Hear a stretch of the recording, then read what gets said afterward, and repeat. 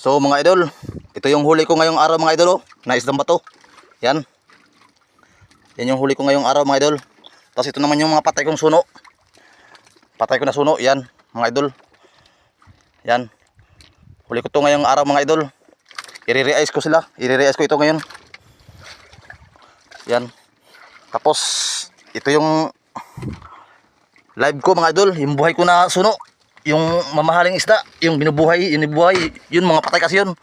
Yung mga nakalagay doon, mga patay, mga matay. Yan. Yan ito mga live ko mga idol, oh. Yan. Yan ang live ko mga idol, 6 na piraso lahat yan. Hindi lang makita na sa ilalim ng iba dahil nakakuberta ang aquarium ko. Yan. Okay.